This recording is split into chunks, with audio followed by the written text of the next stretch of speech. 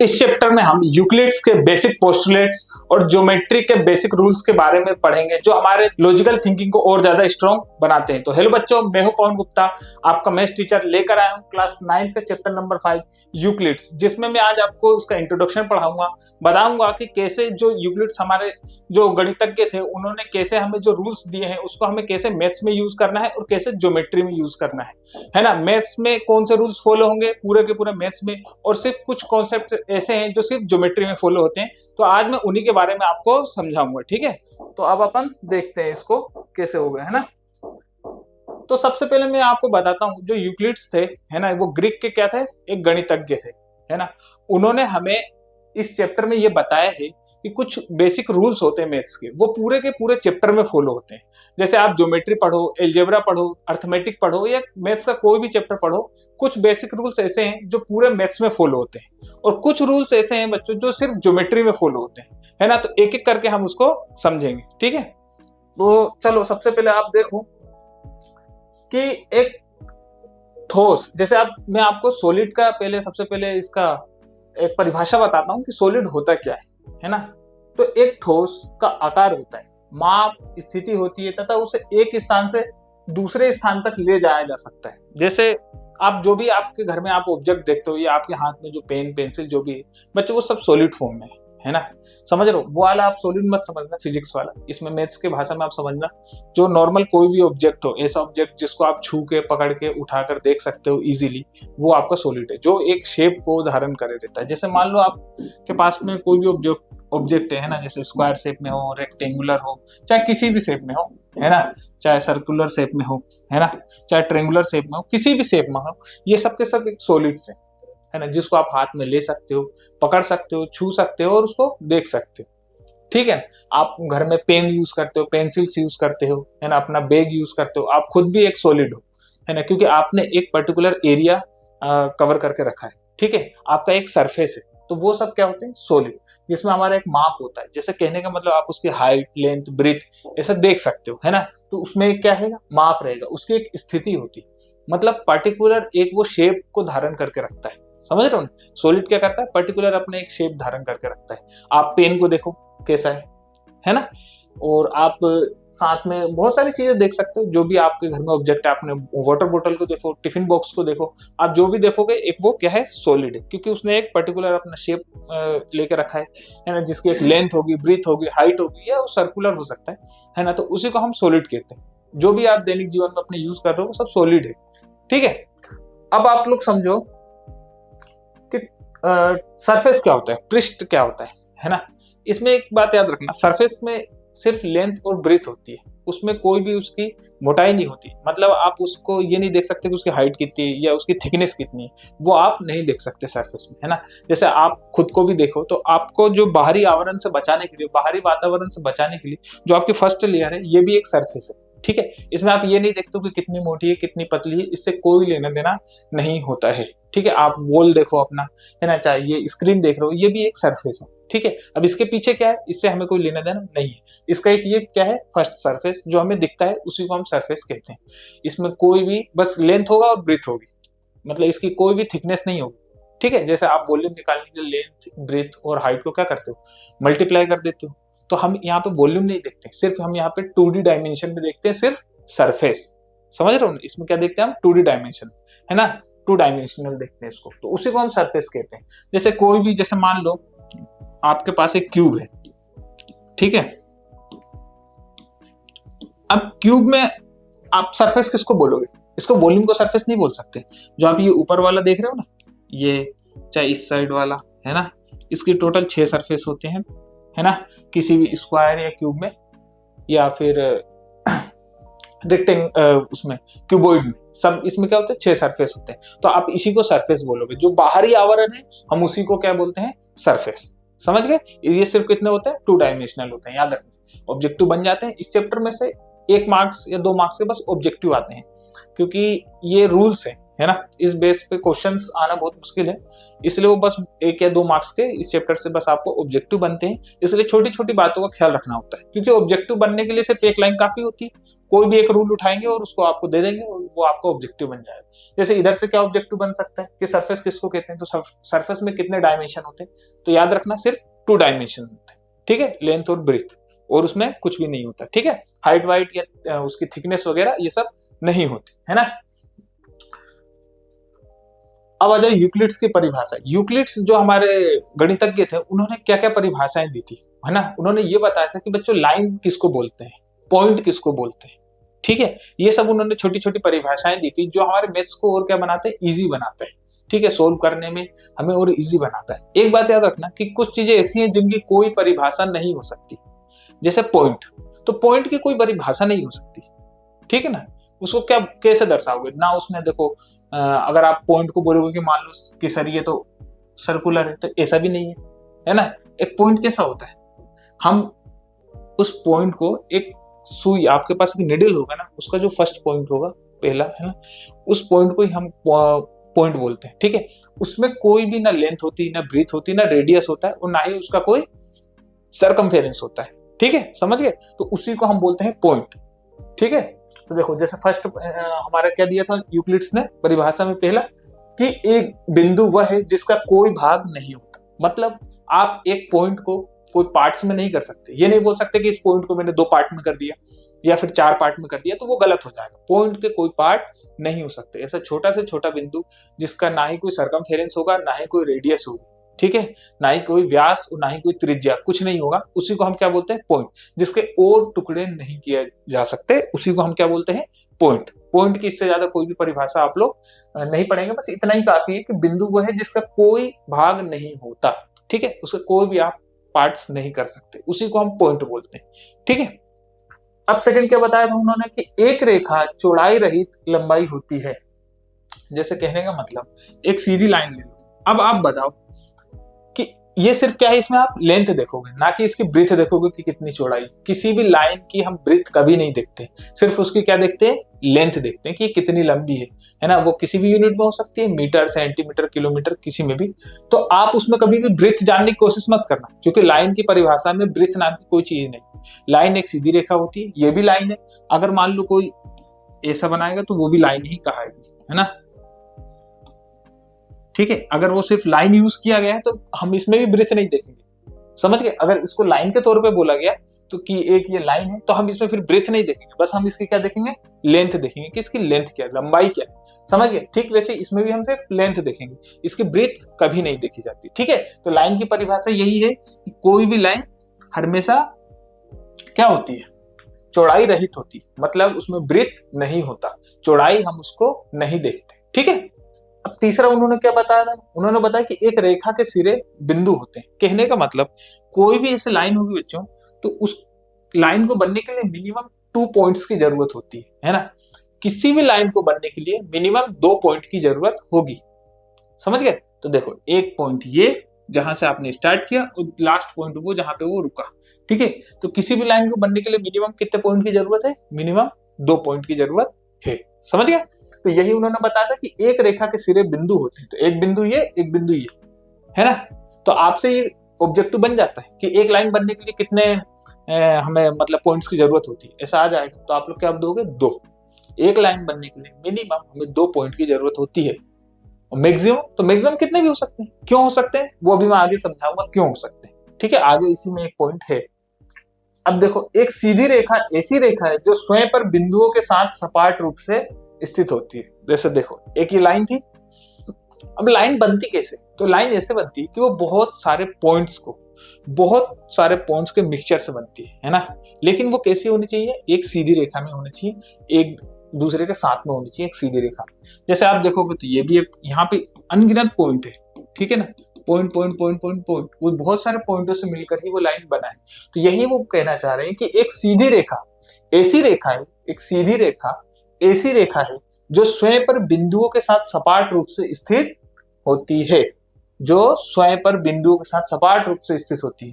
कहने का मतलब इसमें बहुत सारे पॉइंट्स हैं, उन्हीं से मिलकर ये लाइन बनी है, ठीक है, समझ में आई बात, है ना। एक उन्होंने क्या बोला कि एक पृष्ठ सरफेस वह है जिसकी केवल लंबाई और चौड़ाई होती है। मतलब किसी भी सरफेस के लिए क्या होता है, लंबाई और चौड़ाई होता है, ऐसा मैं पहले भी आपको बता चुका हूँ सरफेस समझाते टाइम, कि बस किसी भी सरफेस में क्या होती है, 2 डायमेंशनल होती है, मतलब उसमें लेंथ होगी, ब्रीथ होगी, है ना, या फिर अगर वो सर्कुलर में है तो उसमें बस रेडियस होगा, है, और उसका सरकमफेरेंस पाई की वैल्यू तो आपको पता ही है ना। तो इसमें 2 डायमेंशनल होता है, कोई भी सरफेस हमेशा कैसा होता है, 2 डायमेंशनल होता है, मतलब उसमें लेंथ और ब्रीथ हो सकती है, इससे ज्यादा उसमें कुछ नहीं हो सकता, वो किसी भी शेप में हो, सिर्फ सरफेस में 2 डायमेंशनल ही होगा, या लो ऐसा कुछ भी जोड़ दो आप उसमें, तो ये 2 डायमेंशनल है सब। इसमें कोई भी हम इसकी मोटाई कभी नहीं देखते सरफेस, जैसे आप अपने स्किन में देखो, इसकी क्या मोटाई देखते हो, नहीं, है ना। जब हम एक दूसरे को देखते हैं, एक दूसरे की कलाइयां नापते हैं, तो हम क्या करते हैं, देखते हैं कि बस किसकी कितनी मोटी है कलाई, तो उसमें हम देखेंगे बच्चों की ऊपर वाला सरफेस बस कितना मोटा, हम ऐसा तो अंदर जाके तो झांक के देखते नहीं कि क्या है क्या नहीं, है ना, समझ रहे हो। तो 2 डायमेंशनल होती कोई भी, मतलब जो सरफेस है, पृष्ठ है, वो 2 डायमेंशनल होगा, है ना, बस उसमें लेंथ होगी, ब्रीथ होगी, उसमें कोई भी उसकी थिकनेस नहीं होगी। उसी को बताया था उन्होंने कि एक पृष्ठ वह है जिसकी केवल लंबाई और क्या होती है, चौड़ाई होती है, ठीक है। अब उन्होंने और क्या बताया था, देखो, जैसे बताया, देखो, पृष्ठ के किनारे रेखाएं होती है, पृष्ठ के किनारे क्या होती है, रेखाएं, मतलब कोई भी सरफेस हो, जैसे मान लो ये सर्कुलर, तो बताओ ये रेखा है कि नहीं, है ना, सरकमफेरेंस जिसको आप बोल देते हो, ये देखो क्या है, इसमें भी रेखा है कि नहीं। मतलब आपको डिसाइड करने के लिए किसी भी, या आप मान लो आपके घर में आप लोग बच्चे को खेलते होगे क्यूब से, जिसमें आप कलर को मैच करते हो, सिर्फ एक सरफेस पे एक टाइप का कलर लाते हो, उसमें आप देखना है उसके 6 सरफेस है, और उसके जो एजेस हैं, मतलब जो कोने हैं, किनारे हैं, एजेस जिसको बोलते हैं, उसमें देखो वो एक लाइन की भांति होती है, समझ रहे हो। इसलिए बोला गया किसी भी सरफेस के लिए क्या होता है, एक लाइन होगी, है ना, कि मतलब पृष्ठ के किनारे रेखाएं होती है, समझ गए। पृष्ठ के किनारे कैसे बनेंगे, रेखाओं से ही बन सकते हैं, और उसका बनने का कोई तरीका नहीं, या फिर कोई सर्कुलर है तो फिर उसका सरकमफेरेंस बनेगा।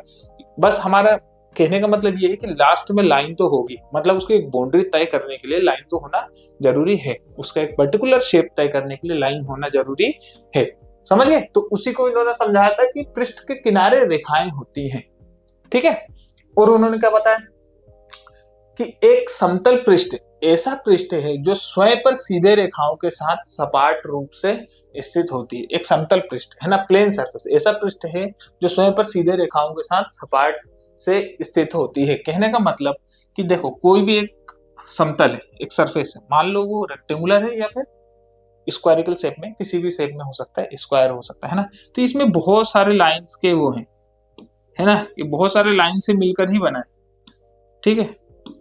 आप इसमें थिकनेस तो देखोगे नहीं, क्योंकि सरफेस की बात हो गई, तो ये बहुत सारे लाइन से मिलकर बना है। इसी को बताया कि एक समतल प्लेन सरफेस ऐसा पृष्ठ है जो स्वयं पर सीधी रेखाओं के साथ सपाट रूप से स्थित होती है। मतलब इसकी जो फर्स्ट लेयर होगी उसमें बहुत सारे लाइंस होगी, वो सपाट रूप से होंगे, एक दूसरे को मतलब ऐसे ऊपर नीचे नहीं होंगे, समझ रहे हो ना, वो सीधा होगा बिल्कुल, ठीक है। जैसे कोई भी ऑब्जेक्ट ले लो, है ना, स्क्वायरिकल शेप का या रेक्टेंगुलर, उसमें आप देखना वो पूरा सपाट रहेगा, है ना, सपाट मतलब सीधा सरफेस, उसमें कहीं भी उबड़ खाबड़ नहीं रहेगा या ऊंच नीच नहीं रहेगी बिल्कुल उसमें, है ना, सिर्फ सीधा सपाट, उसी को सपाट बोला जाता है जो सीधा हो। वो उसमें बहुत सारे अनगिनत लाइन होते हैं, ठीक है। ऐसा यूक्लिड्स ने ही बताया था, कि यूक्लिड्स की परिभाषा दी थी उन्होंने बहुत सारे। अब याद रखना, ये जो रूल्स उन्होंने बताए हैं ये हर जगह फॉलो होते हैं, है ना, बस हमें उसे एक बार समझने की जरूरत होती है। या आप अभी तो आप 9th क्लास में पढ़ रहे हो, 8th में भी आप ये पढ़ चुके हो, बस हमें उसकी परिभाषाएं नहीं मालूम थे। 8th में आप पॉइंट यूज कर रहे थे, 8th में आप लाइन्स यूज कर रहे थे, लेकिन आपने कभी समझने की कोशिश नहीं करी कि ये लाइन है क्या, सिर्फ इसमें लेंथ है, इसमें ब्रेथ नहीं है, ये पॉइंट है क्या, इसके हम और टुकड़े नहीं कर सकते, वही तो पॉइंट है, समझ गए। इसकी कोई भी सरकमफेरेंस या कोई भी इसमें रेडियस या इसमें इसका डायमीटर कुछ भी नहीं होता पॉइंट्स में, है ना। तो वो आप पहले से यूज कर रहे थे, बस आपको पता नहीं था कि हम इसको यूज तो कर रहे हैं लेकिन इसका क्या मतलब है। तो यूक्लिड्स ने उन्हीं को उसी चीज को समझाने की कोशिश करी थी, समझ रहे हो ना। तो आप पहले भी यूज कर रहे थे और आगे भी यूज करोगे, बस अब क्या है कि समझ चुके हो आप लोग, ये पॉइंट क्या है, लाइन क्या है, सरफेस क्या होता है, सॉलिड क्या होता है, समझ गए ना। तो वही चीज है यहाँ पर, है ना। तो ये बताया था कि बहुत सारे लाइनों से मिलकर कोई भी सपाट बनता है ना, मतलब प्लेन सरफेस बनता है, ठीक है। अब यूक्लिड्स ने कुछ रूल्स दिए थे ऐसे, जिस परिग्रहित जिसको हम बोलते हैं, उसमें क्या था बच्चों की, वो रूल्स ऐसे हैं जो मैथ्स में हर जगह फॉलो होते हैं, ठीक है, अब मैं वो आप लोग को समझाऊंगा कि वो कैसे फॉलो होते हैं मैथ्स में। अभी मैं आपको बताऊंगा तो आप लोग समझ जाओगे कि हाँ ये तो हमने 7th में भी किया, 6th में भी किया, 8th में भी किया। बस वो चीज को आप लोग कभी गहराई से सोच के नहीं देखते थे, बट अब देखोगे, है ना। जैसे देखो यहाँ पर क्या, यूक्लिड्स की अभिग्रहित। अभिग्रहित मतलब समझना कि इसमें होता क्या है कि ये जो रूल्स हैं, ये आप चाहे ज्योमेट्री पढ़ो, चाहे एल्जेब्रा पढ़ो, चाहे अर्थमेटिक पढ़ो, है ना, चाहे हाइट एंड डिस्टेंस पढ़ो, क्लास 10th में आएगा, है ना, चाहे कोई भी मैथ्स का कोई भी चैप्टर पढ़ो, है ना, चाहे आप पीजी तक चले जाओ मैथ्स को लेकर ही, पर्टिकुलर सब्जेक्ट में मैथ्स में, तो भी आप देखोगे कि ये जो बेसिक रूल है वो हर जगह फॉलो होता है, और ये आप बचपन में भी फॉलो कर रहे थे और अभी भी करोगे, ठीक है ना। अब एक एक करके हम उसी को समझेंगे कि उन्होंने क्या बताए थे रूल्स, है ना। ये रूल्स सब भी फॉलो होता है, याद रखना, है ना। क्या है कि वे वस्तुएं जो एक ही वस्तु के बराबर हो परस्पर बराबर होती हैं। इनका कहने का मतलब बच्चों ये था कि जैसे मान लो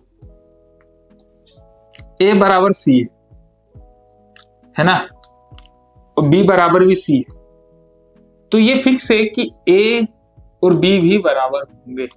यही वो कहना चाह रहे थे फर्स्ट वाले में। क्या बोला उन्होंने कि वे वस्तुएं जो एक ही वस्तु के बराबर हैं, वे वस्तुएं जो एक ही वस्तु के बराबर है, यहाँ भी सी है यहाँ भी सी है, वो भी आपस में बराबर होंगे। कहने का मतलब कि आपका फ्रेंड का फ्रेंड भी तो आपका फ्रेंड ही होगा ना, है ना। ठीक वैसे ही इसके जो बराबर है, ए के बराबर है सी और बी के भी बराबर सी है, तो ए और बी भी आपस में क्या होंगे, बराबर होंगे। समझ गए, तो यही है और कुछ नहीं है ना। बहुत बेसिक बात है, वो आप लोग अगर ऐसे ना समझे हो तो कुछ इसमें आप वैल्यू पुट करके भी देख सकते हो। जैसे मान लो ए की वैल्यू 5 है ना, a इज इक्वल टू 5, आप कुछ भी वैल्यू मान सकते हो, तो 5 इज इक्वल टू सी, मतलब सी भी 5 हो गया, है ना। एक ही जगह पर हम 5 रख देंगे। अब जब सी 5 है तो b इज इक्वल टू भी 5 हो जाएगा, क्योंकि b की जगह पे भी हमने 5 रख दिया, c की जगह पे, सॉरी। तो b भी 5 हो गया, a भी 5 हो गया और c भी 5 हो गया, है ना। कहने का मतलब a इज इक्वल टू सी है, b इज इक्वल टू सी है, तो a और b भी आपस में क्या होंगे, बराबर होंगे, ठीक है। इसको ऐसे याद रखना, है ना। ये हमारा रूल नंबर फर्स्ट था, यूक्लिड्स की अभिग्रहित। फर्स्ट रूल में यही उन्होंने बताया। सेकंड रूल में क्या बताया, यदि बराबरों को बराबरों में जोड़ा जाए तो पूर्ण भी बराबर होते हैं। देखो समझो इसमें क्या बताया उन्होंने। इसमें वो ये कहना चाह रहे थे कि अगर मान लो a is equal to b है और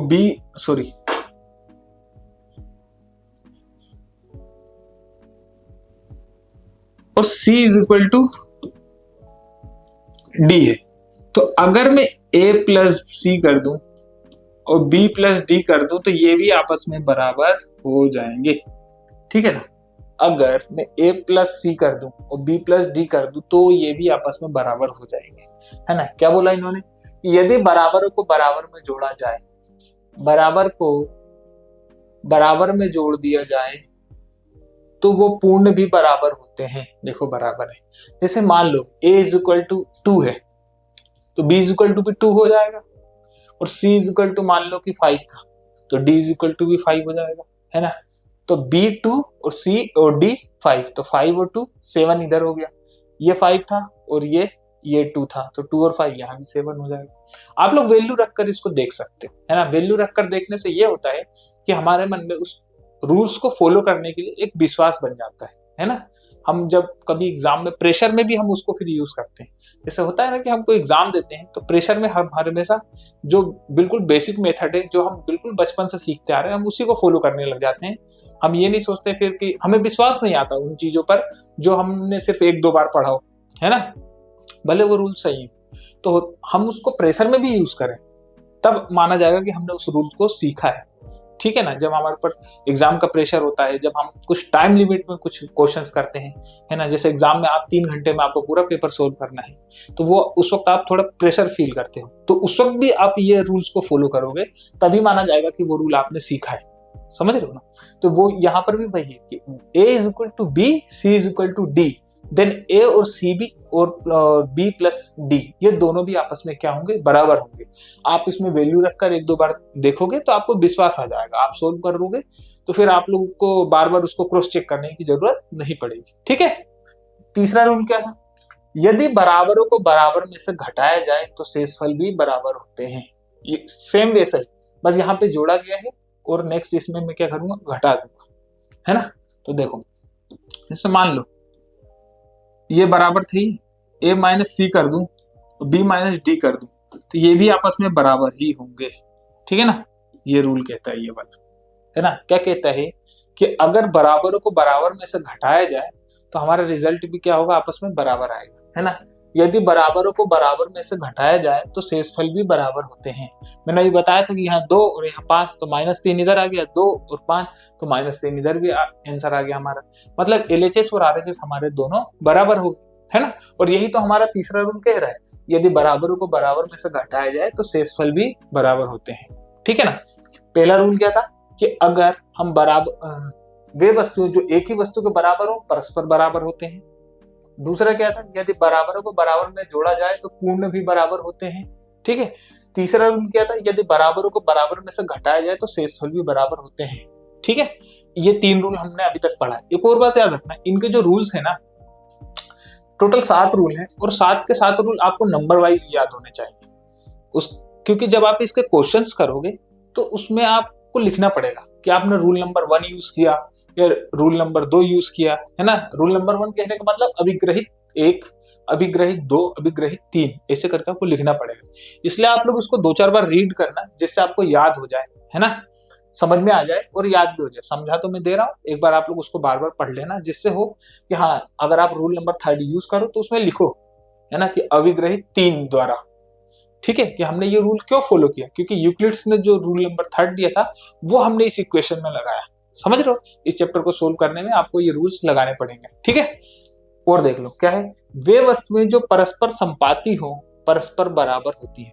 संपाती मतलब एक दूसरे के ऊपर, है ना, एक दूसरे के ऊपर। जैसे मान लो मैं आपसे कहूं कि मेरे दोनों हाथ है वो एक दूसरे के संपाती है ना, एक दूसरे के संपाती मतलब बराबर भी है और एक दूसरे के ऊपर बिल्कुल लाई करते हैं। जैसे अगर कोई मान लो लाइन है ना, जैसे कोई ऐसे लाइन है, ये A और ये B लाइन आ गई, है ना। अब मैं इस पे एक C और D लाइन बना दे रहा हूं इसी के ऊपर ही, तो C और DB। तो अब मैं कह सकता हूं कि वे वस्तुएं जो परस्पर संपाती और बराबर होती हैं। कहने का मतलब AB की जो लेंथ होगी वही CD की लेंथ होगी, है ना। जितना मेरे ये दोनों उंगली एक दूसरे के बराबर है तो जितनी इसकी लेंथ होगी उतनी इसकी भी लेंथ होगी। समझ गए, यही कहना चाह रहा है रूल नंबर 4 कि वे वस्तुएं जो परस्पर संपाती हो परस्पर बराबर होती हैं, और जो परस्पर बराबर होती हैं वो परस्पर संपाती होती हैं। ये दोनों एक दूसरे के अपोजिट भी हैं, याद रखना। वे वस्तुएं जो परस्पर संपाती हो परस्पर बराबर होती हैं, तो वे वस्तुएं जो परस्पर बराबर हो वो संपाती भी हो जाएगी ऑटोमेटिक। समझ रहे हो ना, संपाती मतलब जो एक दूसरे के ऊपर बिल्कुल लाई कर दे, बिल्कुल आपको कहीं से भी बड़ा छोटा सा नजर ना आए, वो, है ना। अब यहाँ पर देख लो रूल नंबर 5 क्या है, पूर्ण अपने भाग से बड़ा होता है। जनरल सी बात है, ये आपको पता भी होगा। जैसे आप लोग आजकल पिज्जा वगैरह खाते हैं तो उसमें एक स्लाइस उठाओगे तो पूरे होल पिज्जा का वो एक छोटा पार्ट होगा, है ना। मतलब जो पूर्ण है पूरा का पूरा आपका जो पिज्जा है वो एक उसके स्लाइस से बड़ा होगा हमेशा, ठीक है। यही बताने की उन्होंने कोशिश की। जैसे मान लो कोई आपके पास चपाती है घर में, जनरली यूज करते हो आप लोग, है ना, तो इसका एक पार्ट, है ना, ये एक जो पार्ट है वो हमेशा होल पार्ट से छोटा रहेगा, ठीक है ना। क्या बोला, पूर्ण अपने भाग से बड़ा होता है, पूर्ण अपने भाग से बड़ा होता है, ठीक है। जो पूरा का पूरा चपाती है आपका वो सिर्फ एक पार्ट से हमेशा बड़ा होगा, ठीक है। तो ये भी आपको पहले से पता था, है ना। बस इसको आप अब क्वेश्चन में फॉलो करना सीख जाना, बस यही और कुछ नहीं, है ना, कि पूर्ण अपने भाग से बड़ा होता है। पहला था वे वस्तुएं जो एक ही वस्तु के बराबर हो परस्पर बराबर होती है, जो आपने देखा। यदि बस बराबरों को बराबर में जोड़ा जाए तो वो पूर्ण भी बराबर होते हैं, है ना। यदि बराबरों को बराबर में घटाया जाए तो पूर्ण तो शेषफल भी बराबर होंगे, जो उसके शेषफल बचेंगे। वे वस्तुएं जो परस्पर संपाती हो परस्पर बराबर होते हैं, ठीक है। और पूर्ण हमेशा अपने भाग से बड़ा होता है। ये 5 रूल आप लोगों ने पढ़े, ये 1-2 बार रिवाइज करो कि आप लोग को भी आ जाएगा समझ में। और जब आप उसको क्वेश्चंस करोगे तो लिखोगे, है ना। क्या लिखोगे, अभिग्रहित 1 द्वारा, अभिग्रहित 2 द्वारा, अभिग्रहित 4 द्वारा। कहने का मतलब जो भी रूल आप फॉलो करोगे उसको क्वेश्चंस के बाजू में आपको लिखना पड़ेगा कि मैंने कौन सा रूल यूज किया है, ठीक है। अब और इसके 6 और 7 देख लेते हैं हमने कि उन्होंने क्या बताया था, किन्होंने, यूक्लिड्स ने, है ना। यूक्लिड्स की अभिग्रहित 6 और 7 देखना है कि वे वस्तुएं जो एक ही वस्तु की दोगुनी हो परस्पर बराबर होती है। जैसे कहने का मतलब है a is equal to 2d है और c इज इक्वल टू भी 2d है, तो a और c भी हमेशा बराबर होंगे। ठीक है, बस बहुत जनरल सी बात थी। क्या थी कि वे वस्तुएं जो एक ही वस्तु की दुगनी हो, एक ही वस्तु के इसके d के 2 गुना, देखो है ना, d के 2 गुना क्या है a, यहाँ भी d के 2 गुना c है, तो जब d के 2 गुना a और c दोनों है तो a और c भी तो आपस में बराबर होंगे। बहुत जनरल सी बात है ना, कि वे वस्तुएं जो एक ही वस्तु की दोगुनी हो परस्पर बराबर होती हैं। ये आप लोग फॉलो भी करते होंगे। ठीक है, यहाँ देखो, वे वस्तुएं जो एक ही वस्तु की आधी हो परस्पर बराबर होती हैं। रूल नंबर 7 भी बहुत इजी है। जैसे मान लो a is equal to d upon 2, c is equal to d upon 2, तो जब ये दोनों इसके हाफ है ना, c भी d के हाफ है और a भी d का हाफ है, तो a और c भी तो आपस में बराबर होंगे। बस यही तो उन्होंने बताया था रूल नंबर 7 में कि वे वस्तुएं जो एक ही वस्तु की आधी हो परस्पर बराबर होती हैं। वे वस्तुएं जो एक ही वस्तु की दोगुनी हो परस्पर बराबर होती हैं। उम्मीद है आप लोग को ये समझ में आया होगा। तो रूल नंबर 6 में हमने क्या पढ़ा कि वे वस्तुएं जो एक ही वस्तु की दोगुनी हो परस्पर बराबर होती हैं। मतलब a is equal to 2d और c is equal to 2d, then a is equal to c। ठीक है, ये रूल और ये रूल दोनों एक जैसे ही है, बस थोड़ा सा अंतर है। जैसे मान लो 2 इधर आ जाएगा और ये 2 इधर आएगा, तो ये 2a is equal to d और 2c is equal to d, then a और c भी एक दूसरे के बराबर हो जाएंगे। वही रूल है, बस उनको थोड़ा सा पलट कर लिख दिया है कि d को जब हाफ किया जाएगा, d मैंने माना है। ठीक है, आप कोई भी वेरिएबल अपनी तरफ से मान सकते हैं ना, आप सभी स्वतंत्र हैं मानने के लिए, तो आप कोई भी वेरिएबल जो आपकी इच्छा हो वो मान सकते हैं। ठीक है, और देखो क्या है, अब हम पढ़ेंगे यूक्लिड्स की अभिधारणाएं। याद रखना, अभी जो अभिग्रहित हमने पढ़ा वो होल मैथ्स में, पूरे मैथ्स में यूज होता है। चाहे मैथ्स का आप एल्जेब्रा पढ़ो, चाहे मैथ्स का आप ट्रिग्नोमेट्री पढ़ो, या मैथ्स में आप ज्यामिति पढ़ो, है ना, या फिर अर्थमेटिक, कुछ भी पढ़ो आप, है ना, वो पूरे मैथ्स में यूज होते हैं वो रूल्स। अब जो हम पढ़ेंगे लेकिन अभिधारणाएं वो सिर्फ ज्योमेट्री में फॉलो होते हैं। ठीक है, किसमें? ज्योमेट्री में फॉलो होते हैं। तो अभी वाला पढ़ो कि जैसे अभिधारणाएं, कुछ अभिधारणाएं दी है उन्होंने, 5 दी है समथिंग, है ना। तो क्या क्या धारणाएं दी हैं उसको मैं आपको इमेज के थ्रू बना के बताऊंगा। ठीक है, जैसे उन्होंने क्या बोला कि एक बिंदु से एक अन्य बिंदु तक एक सरल रेखा खींची जा सकती है, अथवा दो भिन्न बिंदुओं से होकर एक अद्वितीय रेखा गुजरती है। अद्वितीय का मतलब ये समझना, अद्वितीय का मतलब ये मत समझना कि 2 से ज्यादा, है ना, जनरली बच्चे ऐसी गलती करते हैं। अद्वितीय का मतलब समझते हैं 2 या 2 से ज्यादा, लेकिन अद्वितीय का मतलब है एक। ठीक है, अद्वितीय 2 ना हो, सिर्फ 1 हो।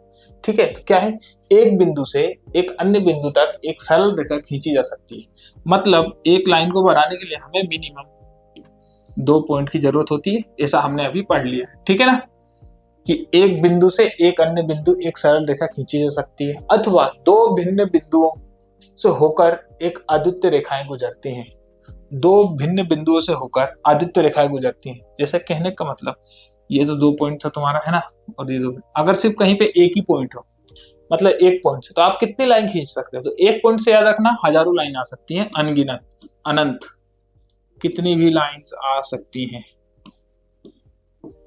है ना।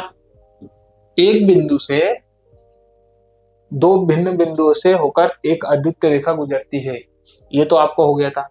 इस पॉइंट से एक, जब भी आपको क्वेश्चन बनेगा कि हम एक पॉइंट से कितने लाइन गुजार सकते हैं, तो अनंत लाइंस आप बना सकते हो, है ना, किससे? एक बिंदु से। लेकिन एक लाइन बनाने के लिए आपको मिनिमम 2 बिंदु चाहिए।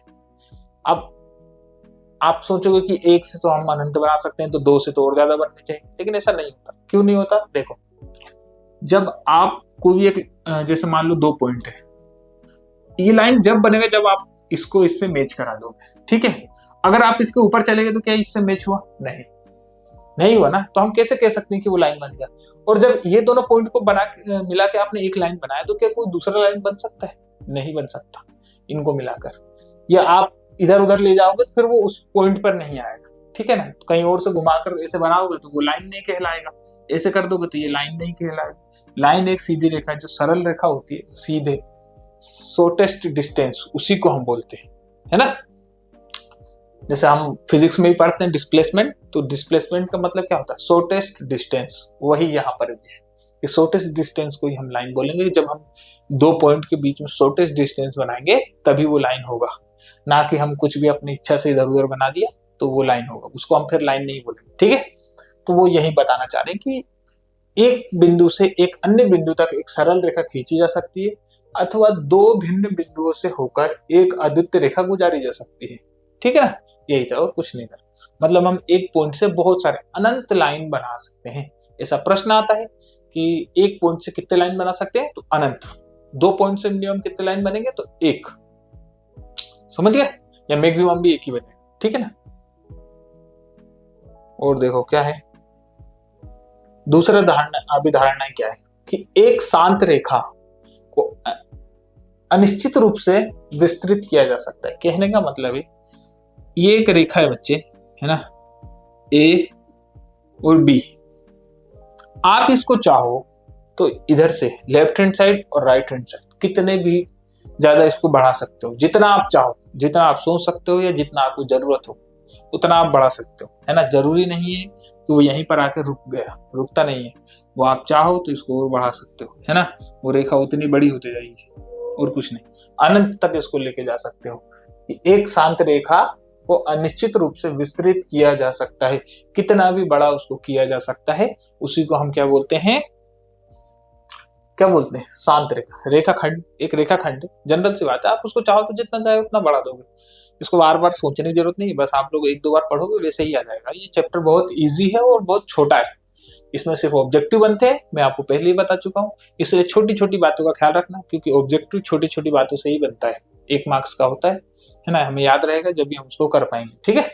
तो एक शांत रेखा को अनिश्चित रूप से विस्तृत किया जा सकता है, आप जितना चाहो उसको उतना बढ़ा सकते हो, ठीक है। अब और देखो तीसरी अभिधारणा क्या है कि किसी केंद्र और किसी त्रिज्या को लेकर एक वृत्त खींचा जा सकता है।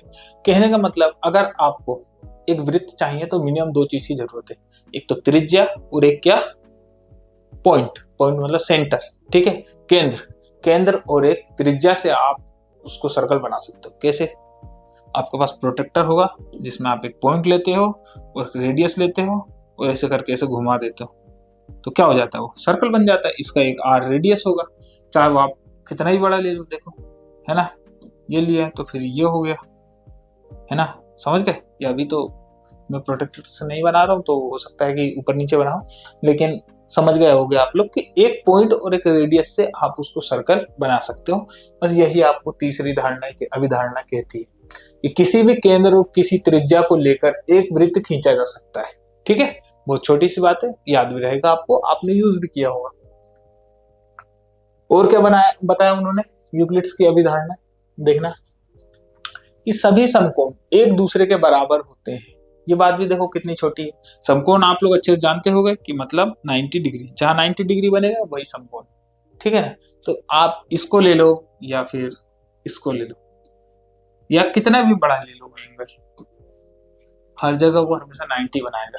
तो हम इसको क्या कहेंगे, ये सभी समकोण एक दूसरे के बराबर होते हैं। यहाँ भी 90, यहाँ भी 90, यहाँ भी 90, तो है ना, ये लाइन इस पे परपेंडिकुलर है, ये लाइन इस पे परपेंडिकुलर है, तो वो सब एक दूसरे के बराबर होते हैं। इसलिए हम कह सकते हैं कि सभी समकोण एक दूसरे के बराबर होते हैं, है ना। ये हमारा अभिधारणा है चौथा का, ठीक है। और देखो क्या है अभिधारणा है पांचवा, कि यदि एक सीधी रेखा दो सीधी रेखाओं पर गिरकर अपने एक ही और दो अंतःकोण इस प्रकार बनाए कि इन दोनों कोणों का योग मिलकर दो समकोण से कम हो, तो वे दोनों सीधी रेखाएं अनिश्चित रूप से बढ़ाने पर उसी ओर मिलती हैं जिस ओर यह योग दो समकोणों से कम होता है। पढ़कर आप लोग को समझ में नहीं आया होगा, मुझे पता है, तो मैं आप लोगों को इसका डायग्राम बना के समझाता हूँ, ठीक है। अब देखना और समझना, बहुत इजी है ये भी, बस इसका जो परिभाषा है वो थोड़ी ज्यादा लंबी है और कॉम्प्लिकेटेड है, पढ़ने में समझ में नहीं आता, तो मैं आप लोग को इसका डायग्राम बना के समझाता हूँ, ठीक है। ये कहना ये चाहते हैं बच्चों कि जैसे मान लो दो रेखाएं, है ना, उसको एक क्रॉस कर रहा है ऐसा। तो आप लोग को पता है कि अगर वो ये कहना चाह रहे हैं, अगर मान लो ये दोनों एंगल, मान लो ये x और ये y, इन दोनों का सम x प्लस y का सम अगर 180 सॉरी हाँ 180 डिग्री से अगर बड़ा है तो ये लाइन कभी भी एक दूसरे से मैच नहीं होगी, मतलब एक दूसरे को क्रॉस कभी नहीं करेंगे, एक दूसरे से इंटरसेक्ट कभी नहीं होंगी, क्योंकि यहाँ इन दोनों का एंगल क्या है, 180 डिग्री से बड़ा है। इन दोनों का सम x और y का जो सम है ना, वो हमेशा जब भी दोनों को जोड़ोगे और वो 180 डिग्री से बड़ा आएगा तो समझ जाना कि वो कभी भी एक दूसरे को इंटरसेक्ट नहीं करेगी बोले। लेकिन जब भी ये मान लो x और ये y, चलो छोड़, x और y मान लिया आपने, कोई नहीं। अगर x और y 180 डिग्री से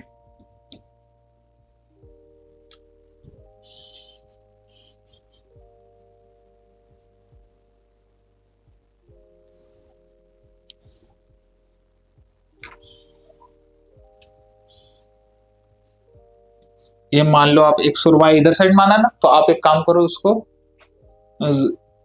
z मान लो और इसको x p मान लो, जो भी आपको मानने की इच्छा हो, w मान लो। चलो, तो ये दोनों अगर एंगलों का सम, क्योंकि यहाँ आप x और y को मान चुके थे कि वो दोनों का सम 180 से बड़ा है, तो ये मान लो z और w, तो w और z अगर 180 डिग्री से छोटे हैं तो ये फिक्स है कि ये दोनों लाइन कहीं ना कहीं जाके एक दूसरे को क्या करेंगी, इंटरसेक्ट कर देगी। समझ गए? बहुत इजी है कि अगर किसी भी दो लाइन, उसको एक लाइन क्रॉस कर रहा है ऐसे, तो अगर उनके अंतः कोणों का सम 180 डिग्री से बड़ा है तो वो कभी एक दूसरे को क्रॉस नहीं करेगी। लेकिन उनके जस्ट अपोजिट साइड में या इधर कहीं भी हो सकता है, उनके अंतः कोणों का सम 180 डिग्री से छोटा है तो वो कहीं ना कहीं जाकर एक दूसरे को इंटरसेक्ट करेंगी, एक दूसरे को क्रॉस करेंगी या एक दूसरे को काटेगी। ठीक है, मतलब एक जगह जाके उनका कहीं भी मीटअप हो जाएगा। ठीक है, समझ गए? जैसे यहाँ पर ये हुआ है ना, बहुत इजी था। इसी को देखो उन्होंने परिभाषित कैसे किया है कि यदि एक सीधी रेखा दो सीधी रेखाओं पर दो सीधी रेखाएं थी, है ना, एक सीधी रेखा उनको काट रही थी, गिरकर अपने एक ही ओर दो अंतः कोण इस प्रकार बनाए कि इन दोनों कोणों का योग मिलकर दो समकोण मतलब 90-90 है ना, तो 90-90 प्लस कितना हो गया, 180 हो गया। समकोण से कम हो, अगर कम हो, मैंने बताया जो आपके राइट हैंड साइड था बताया मैंने, तो वे दोनों सीधी रेखाएं अनिश्चित रूप से बढ़ाने पर उसी ओर मिलती हैं, है ना, उधर ही आप बढ़ाते जाओगे जैसा मैंने आपको बताया है, जिस ओर यह योग दो समकोण से कम होती है। तो जिस साइड हमने देखा कि समकोण इसका कम था, उधर ही साइड वो एक दूसरे से मिल रही है। ठीक है, तो बस यही था, है ना। तो बच्चों, यूक्लिड्स की जो ज्योमेट्री है उसने हमें एक लॉजिकल थिंकिंग दी है जिसको हम आज भी यूज करते हैं। उम्मीद है आप लोगों को ये अच्छा लगा होगा तो लाइक करना, शेयर करना, सब्सक्राइब करना, और अगर आप इसको और ज्यादा डिटेल में पढ़ना चाहते हैं तो आज ही फ्यूके एजुकेशन ऐप डाउनलोड करना। Thank you.